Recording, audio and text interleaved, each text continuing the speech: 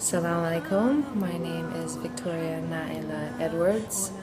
Maybe you've seen my previous video, a young convert, Victoria of Islam. Since this video and since I converted, I'm always asked the same question, which is, what made you convert?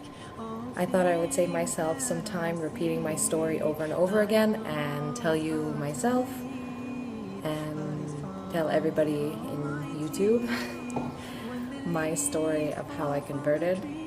Before I tell the story of how I converted, you should know some history about me. I was atheist before. I didn't believe there was a God or an afterlife or another life or anything.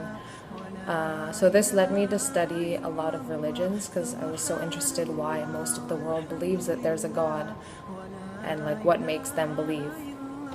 I wasn't so much like searching for the truth or whatever, I was just kind of curious, and because I didn't have any beliefs, it was easy for me to like listen and read about other people.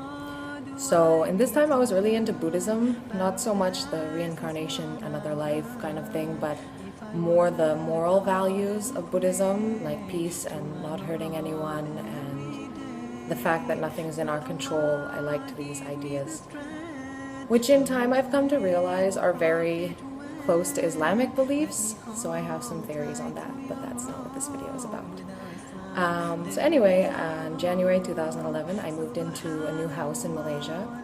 My best friend was there from Canada, and I've invited a few friends over so that we could have barbecue housewarming party.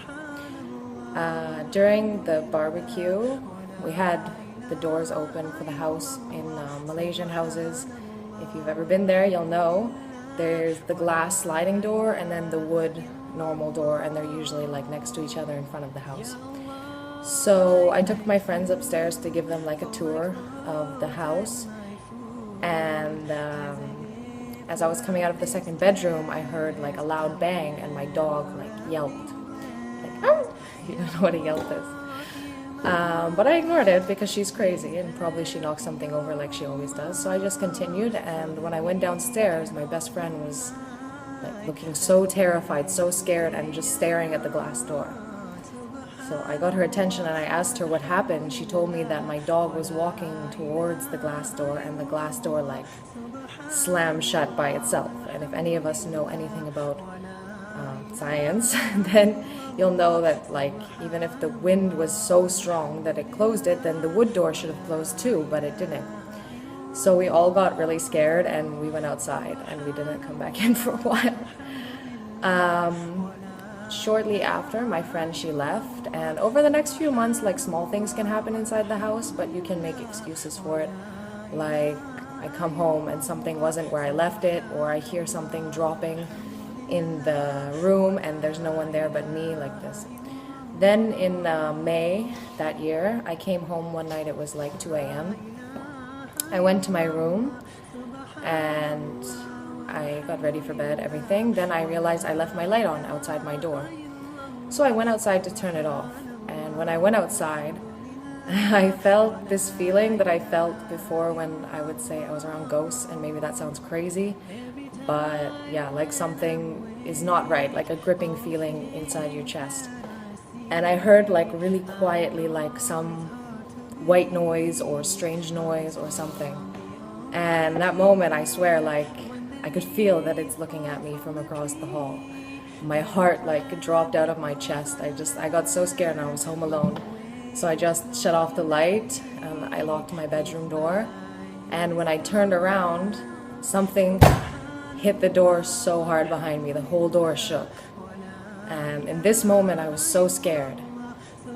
And I'm never like really turning to God in any situations because I didn't believe in it and I didn't like see a point, you know, even if I'm gonna die or something, like I didn't see a point to like ask something that I didn't believe in.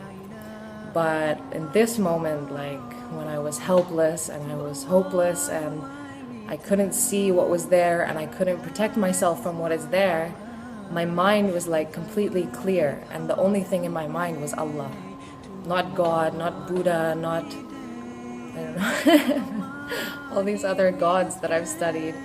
It was just Allah. And some people might argue that that's because I was in a Muslim country and most of my friends are Muslim, but like so many years I've been there and never like did I think about Allah or something like this in a situation. So in that moment, like the only thing I could think of to do was to ask Allah to help me.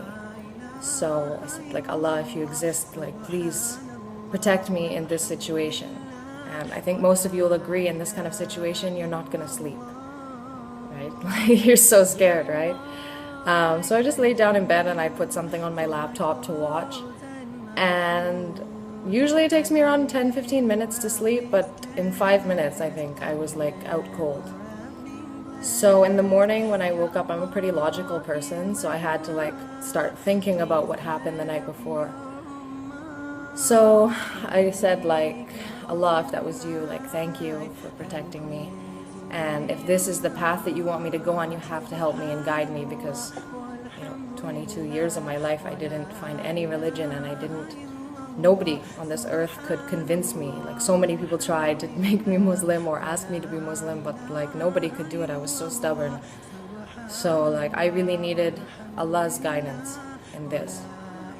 So over the next few weeks I started to feel really curious about it, and I started to ask people, like, what does Allah teach? And they would tell me things like Allah teaches patience.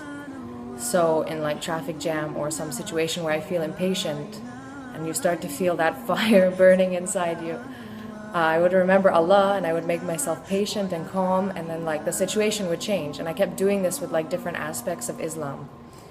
So after that, like few months, it was August, which was Ramadan.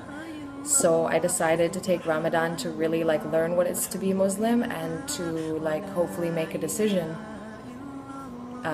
if I can really do it, because I didn't want to be a 50-50 Muslim, which is what I call it, when like you don't eat pork but you go drinking every weekend. Like, it doesn't make sense to me. If you want to commit to something, to do it only 50%. We should try our best, at least try, you know, to be 100% Muslim if we can. So from the first day of Ramadan, I started fasting. I printed off something from the internet to learn how to pray, like in English, so that I could understand it. And I read a chapter of Quran every day, because I knew it was quite important to like understand the book and what exactly it's teaching, to know whether I can agree with it or not.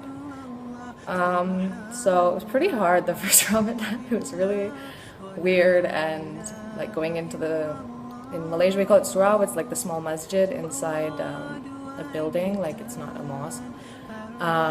Going in there the first time, not knowing if I have to do wudu before or after, it was quite interesting. But about halfway through Ramadan, I decided that I didn't want to live or not live the next day not being Muslim. So after Isha prayer, I sat in my living room and I said Shahada in English, which maybe some people say is wrong, but I didn't know any different at that time. And yeah, from that moment I was Muslim. شكرا يا ربي شكرا هديت قلبي شكرا نورت دربي شكرا شكرا يا رب